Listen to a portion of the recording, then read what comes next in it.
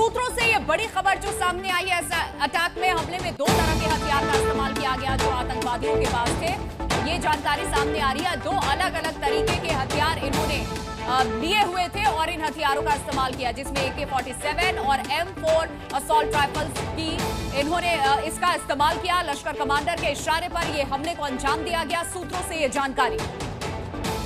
तो हमले में 2 तरह के हथियार इस्तेमाल हुए, ये बड़ी जानकारी। पहले AK-47 का इस्तेमाल था, ये बात सामने आई। उसके बाद आतंकी की एक्सक्लूसिव तस्वीर आपको जी न्यूज ने दिखाई और अब सामने आया है कि 2 हथियारों का इस्तेमाल हुआ है। नीरज मेरे सहयोगी जुड़ गए। नीरज, पहले AK-47 का इस्तेमाल हुआ, उसके बाद आतंकियों की एक तस्वीर भी सामने आई जिसमें एक आतंकी हथियार के साथ नजर आया। अब बताया जा रहा है कि 2 तरह के हथियार इस्तेमाल हुए।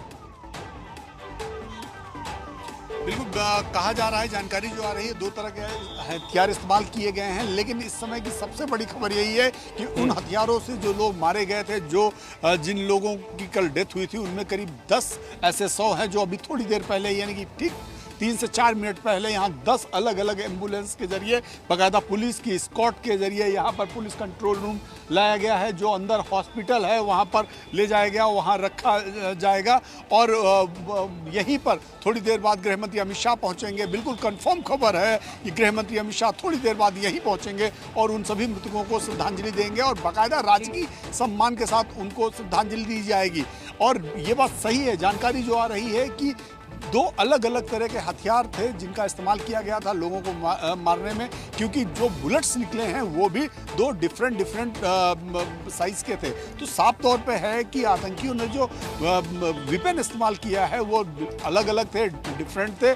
लेकिन एक जो सबसे इम्पॉर्टेंट चीज़ इसमें यह है कि उनकी जो मॉडस ऑपरेंडी रही है वो यही रही है कि लोगों को धार्मिक उन्माद के आधार पर मारा जाए। यानी कि नीरज, पहले लगातार जो टेरर अटैक हुए उन्हें टेरर अटैक कहा जाता था, क्या इसे इस्लामिक अटैक कहा जा सकता है? क्योंकि बाकायदा पूछा गया, हिंदू हो हाँ तो गोली मार दी।